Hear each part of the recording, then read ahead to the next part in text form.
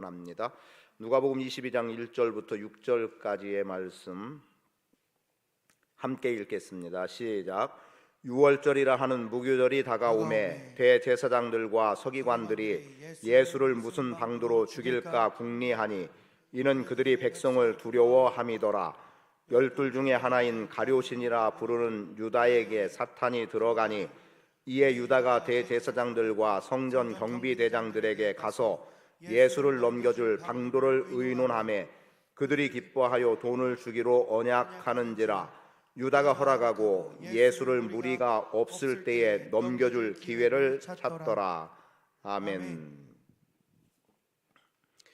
예수님께서는 12명의 제자를 부르셨죠. 베드로와 안드레, 야고보, 요한, 빌립, 바돌로메, 도마, 마테, 또 알페우의 아들 되는 야고보, 시몬, 다데오, 가룟 유다, 12명의 제자를 예수님께서 부르셔서 그들을 통해서 천국 복음이 많은 사람들에게 전해지기를 원했고, 또 회개하라 천국이 가까웠느니라고 예수님이 선포했던 그 말씀처럼 그들이 회개하는 가운데 하나님의 나라를 이 땅에서 이루어 나가기를 원하셨습니다. 그리고 제자들에게 많은 능력을 주시고 그 능력을 행사할 수 있게 하셔서 적지 않은 열매들이 맺어지고 있는 것들을 보게 됐죠. 그리고 이제 이렇게 부르신 12명의 제자, 일일이 다 열거할 수 없고 하지만 그래도 그 중에 우리가 잘 알고 있는 시몬 베드로 어떻습니까? 주는 그리스도시요 살아계신 하나님의 아들이라고 하는 고백을 통해서 주님의 몸된 교회가 세워지는 데에 중추적인 역할을 감당을 했고요. 물론 베드로의 고백이지만 12명의 제자가 같은 고백의 중심에 있다고 저는 봅니다. 다만 대표성이라는 측면에서 이해를 하면 되겠다 싶고, 그리고 또 잘 알고 있는 요한 같은 경우는 어때요? 주께서 사랑하시는 자 요한. 그래서 예수님께서 요한에 대해서는 어떤 특별한 사랑을 표현하셨던 것 같죠. 그리고 그 사랑의 표현 중에 하나가 얼마나 요한을 사랑했는지에 대해서는 예수님께서 십자가상에서 이런 말씀을 하고 계시죠. 보라 내 어머니라. 예수님의 어머니를 요한에게 맡기는 이러한 것들을 본다면 예수님께서 얼마나 요한이라고 하는 사람, 아마도 그에게는 사랑이 풍성했던 것 같아요. 그러니까 그 사랑의 풍성함이 예수님이 사랑하는 것 같이 보여지고 있고, 사랑하는 자, 주께서 사랑하시는 자 요한, 이렇게 불려질 수 있었을 것 같습니다.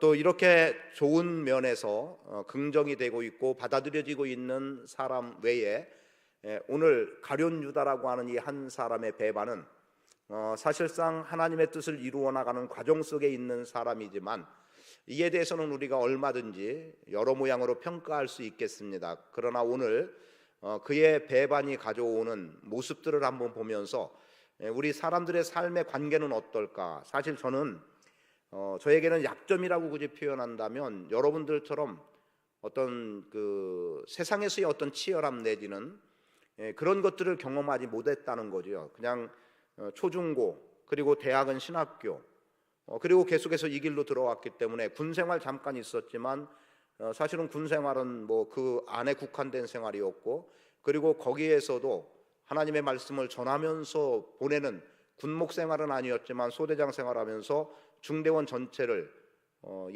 교회로 예배당으로 인도하고 또 소대원들을 데리고 예배하고 이런 정도였기 때문에 저는 이 틀을 거의 벗어나지 않은 채로 왔단 말이에요. 그렇게 왔기 때문에 세상 물정을 어쩌면 모른다고 말할 수도 있을 겁니다. 그렇다고 해서 아무것도 모르는 맹한 정도는 아니죠. 간접적으로라도 경험하게 되고 여러 모양으로 접해나가는 부분들은 있습니다. 그런데 그런 속에서 한번 우리가 생각해 보기 원하는 부분은 가룟 유다라고 하는 사람이 어떤 사람이었습니까? 그 돈꾀를 맡은 사람이었어요. 그래서 예수님의 제자로서 예수님의 재정, 예수님과 함께하는 그 제자 공동체의 그 재정을 맡아서 움직였던 사람입니다. 이 재정을 관리하고 있는데, 그런데 이 재정 관리가 꼭 그렇게 간 것은 아니겠지만 결국은 예수님을 파는 데에 동참하고 있어요. 파는 데 동참하는데 은 30, 자료에 의하면 은 30이라고 하는 가치는 한 사람의 종의 값이었다고 그래요. 한 사람의 종의 값이 그 당시에 엄청난 크기의 돈이냐? 사람 취급이 되지 않았기 때문에 짐승 정도로 취급했기 때문에 아마도 그렇게 크지는 않았을 것 같습니다. 그렇게 볼 때 그렇게 많은 돈의 액수가 아니라고 한다면 유다가 그 예수님을 팔아넘기는 그 중심에 예수님을 팔므로 내가 속된 말로 떼부자가 되겠다 이런 마음은 없었을 것 같아요. 그런데 본문에서 분명하게 말씀하는 바는 이런 내용이 들어가죠. 3절에 보니까 유다에게 사탄이 들어갔다. 이것은 마지막 부분에서 제가 말씀을 드리겠습니다만 사탄이 들어갔다는 거예요. 그래서 사탄이 들어가서 유다의 마음을 요동시켜버린 거죠. 혼란스럽게 만들고 그리고 그 속에서 예수님을 팔 마음을 갖게 했던 일들이기 때문에 그래서 마귀가 하는 일이기 때문에 사탄이 역사된 것이기 때문에 그래서 가룟 유다의 의지보다는 사탄의 메인바된 가운데 되어졌다.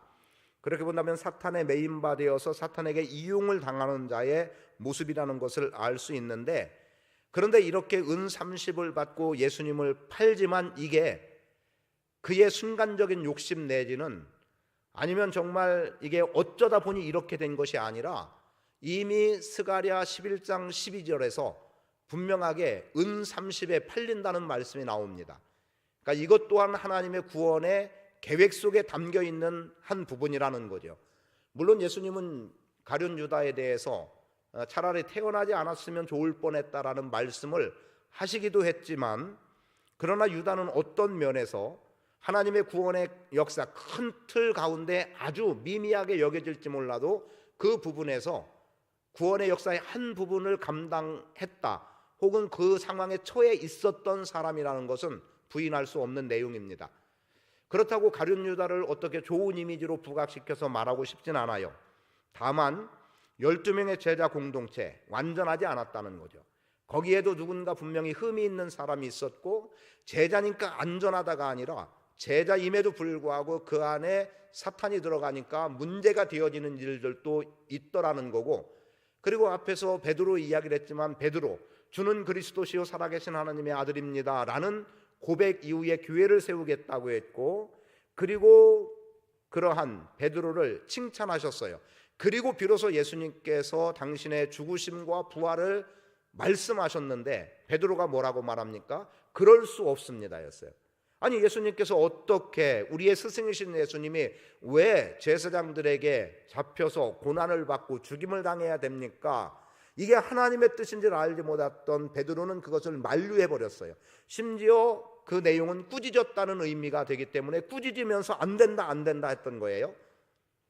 그런 상황이 베드로에게 주어졌고 그래서 예수님은 무엇라고 말합니까? 방금 베드로를 그렇게 칭찬하시고 교회를 세우겠다고 하셨던 그 예수님이 사탄아 물러가라 이렇게까지 처분하고 있는 내용을 보게 되죠. 그러면 사탄의 역사는 사탄은 누구에게나 파고 들어가서 그 사람을 정신없이 만들고 헛된 짓 하게 만들고 그리고 쓸모없는 문제를 일으키는 사람으로 만들어갈 수도 있겠다라는 생각을 하지 않을 수 없다는 거죠. 그런 속에서 본문에서 나오는 유다 어떻습니까? 의논했다라고 사전에 말합니다. 이에 유다가 대제사장들과 성전 경비대장들에게 가서 예수를 넘겨줄 방도를 의논하매라고 말하고 있어요. 의논했다는 거예요. 사탄이 유다의 마음속에 들어가니 유다가 그들을 찾아간 겁니다.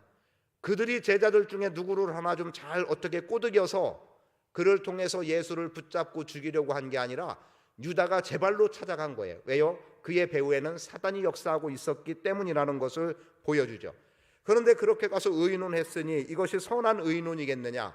아니라는 거죠. 어때요? 악한 도모일 수밖에 없었음을 말해주고 있습니다. 그런데 이런 도모하는 속에서 은 30이라고 하는 게 전제되고 있고 그리고 어떻게 해서 예수를 붙잡을까의 방도를 찾는 가운데 마태복음 26장 48절에도 입맞추는 자가 그이니 본문 말씀 속에서도 본문이 포함된 22장 48절에도 역시 동일하게 뭐라고 말하고 있냐면 예수께 입을 맞추려고 가까이 하는지라 라는 말씀. 그래서 예수님이 이렇게 말해요. 유다야 네가 입맞춤으로 인자를 파느냐. 그래서 예수님은 어때요? 그들의 무모한 악의적인 의논을 예수님은 알고 계셨다는 거예요. 그리고 예수님은 그것을 순순히 받아들이셨던 거죠. 여러분 사람들이 악을 도모하든 선을 도모하든 주님은 알고 계시는 거예요. 성령은 알고 계세요. 우리는 아니라고 부정하고 숨기려고 하지만 성령은 알고 계시는 거예요. 분명하게 인식해야 될 필요가 있습니다. 그럴 때 오늘 우리가 하나님 앞에 얼마나 바르고 정직하게 살아가느냐 또는 죄 없이 살아가느냐 하는 문제들이 그 안에 담겨 있게 된다는 거고, 친구여 내가 무엇을 하려고 왔는지 행하라고 예수님께서 마태복음 26장에서는 말씀하고 있어요. 그러니까 예수님은 다 알고 계셨다. 그들의 의논이 선한지 악한지를 알고 계셨고, 예수님께서 나다나엘을 부르실 때도 역시 마찬가지였죠. 그의 경건함을 인정하셨고, 네가 무화과 나무 아래에 있었던 것을 내가 보았다라고 말씀도 하셨고, 그래서 이스라엘에 이만한 선한 자가 없다는 것을 말씀했어요. 그리고 어떤 사람들의 마음에 아니 이 신성모독하냐? 라고 하는 것까지도 예수님은 이미 알고 계셨던 것들을 볼 때, 오늘 우리가 어떤 의논을 하고 도모를 해도 이것이 선하든 악하든 누구는 알고 계신다? 주님은 알고 계신다라는 겁니다. 두 번째는 돈을 주기로 약속했던 모습을 보세요. 5절 그들이 기뻐하여 돈을 주기로 언약하는지라. 유다가 요구한 건 아닌 것 같아요.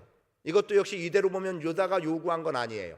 그리고 그들이 어떤 값을 정해서 이 정도를 던져주면 되겠다라고 생각하고 유다에게 주기로 약속을 했지요. 드라마에 보면 가끔 돈의 문제 때문에 사람을 배반하는 일들이 많이 나옵니다. 최근에 짤막하게 접했던 내용인데 아주 저에게 굉장히 인상적으로 다가온 내용이었어요. 대행사라고 하는 드라마였습니다. 솔직히 제가 1편부터 어느 시점에 찾아서 다 하루 날 잡아서 보고 싶은 그러한 생각을 하게 됐던 게, 제가 어떤 결정을 할 때 그 내용 속에 나오는 모습을 보고 그렇구나, 이런 승부수도 있어야 되는구나 라는 생각을 하게 됐습니다.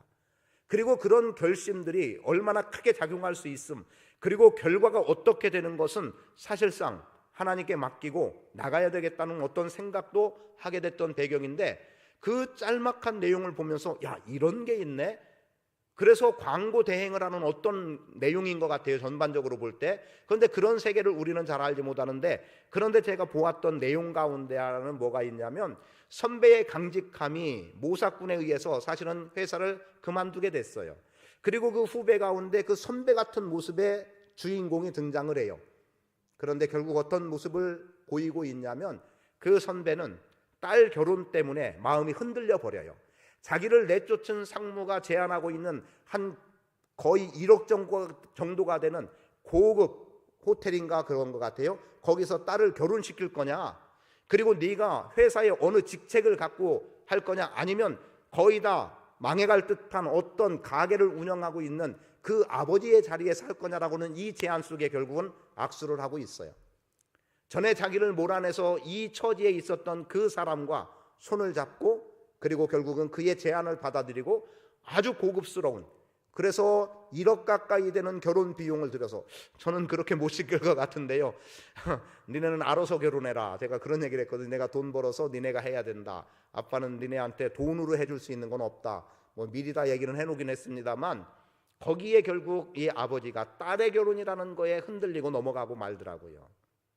물론 또 어떤 반전이 드러날지 모르지만 돈은 그런 거예요.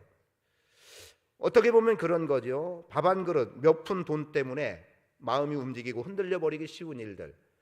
제가 지방에 일을 하면서 어느 목사님을, 그때 당시 어느 회장과 함께 저는 교육부장이었을 때 부흥회 때문에 찾아갔어요.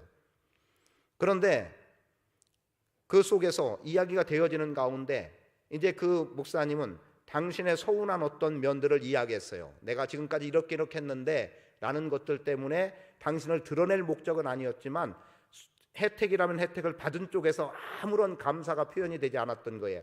그 감사가 물질의 감사가 아니었어요. 잘 맞췄다? 감사하다. 그냥 말의 표현이었어요.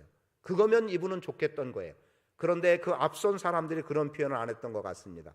그래서 뭔가 삐긋삐긋하는 가운데, 제가 그분을 잘 알지 못하던 가운데, 왜냐하면 제가 지방에 들어온 지 1, 2년밖에 되지 않은 속에서 제가 어떤 말을 했어요. 기억은 없습니다.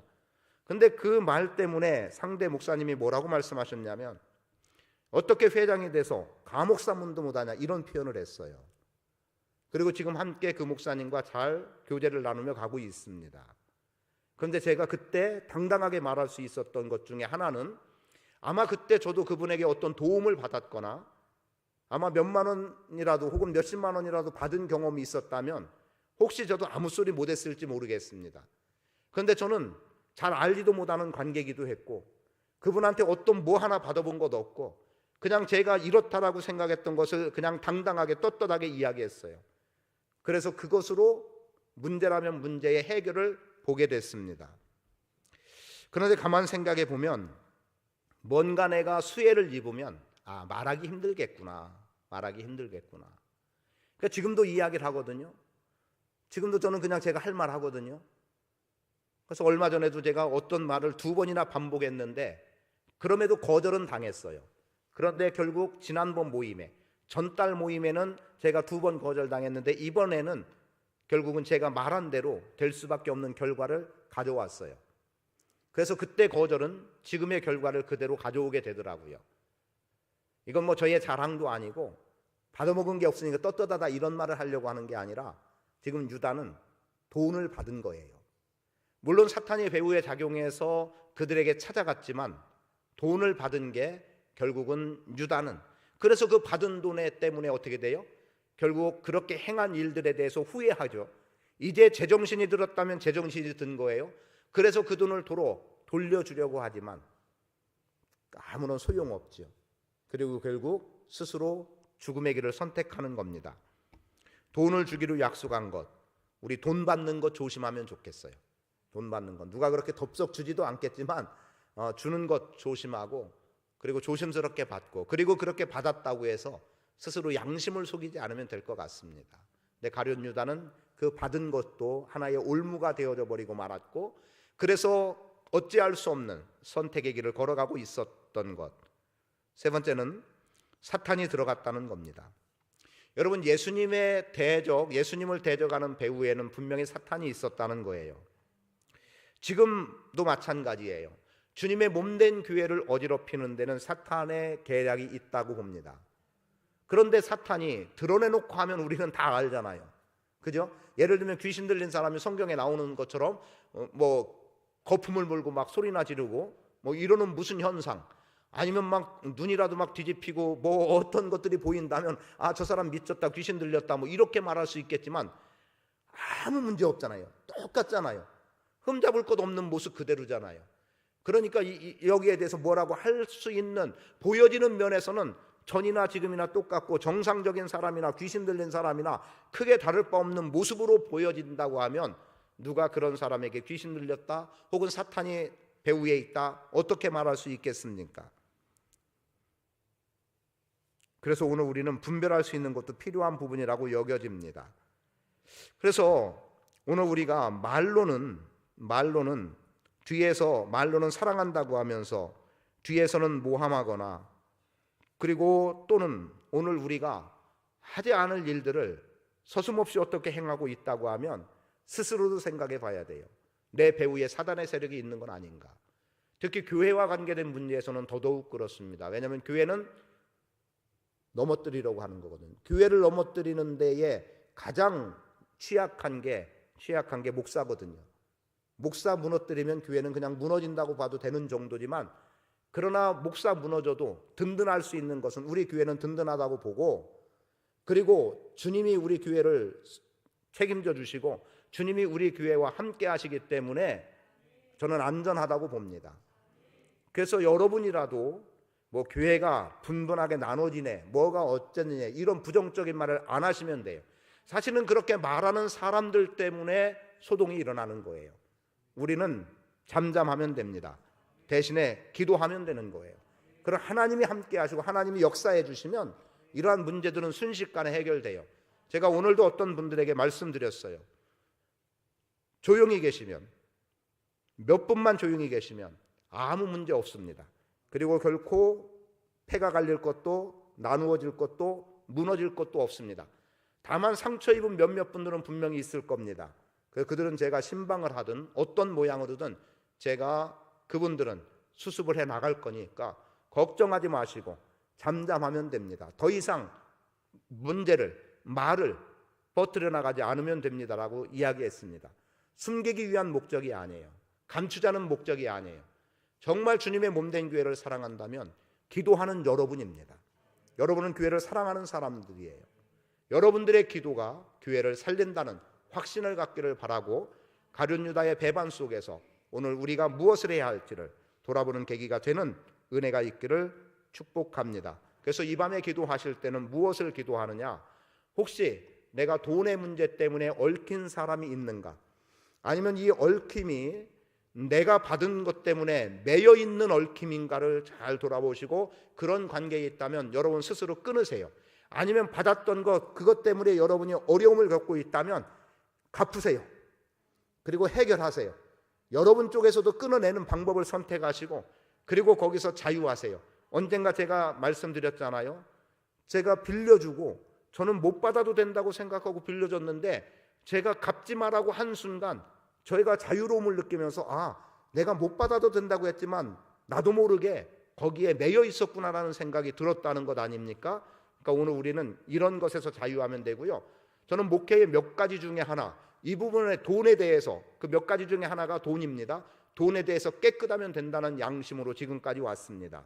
1절 여러분도 돈에 깨끗하신 삶을 사시고 혹이라도 모여서 이야기한다면 선한 말들을 행할 수 있기를 바라고, 그리고 서로의 말 속에서 이 사람 이런 거다냐 저런 거다냐 의구심보다는 그럼에도 불구하고 분별할 수 있는 길이 여러분 안에 있게 되기를 축복합니다. 오늘 밤 그 기도를 하겠습니다.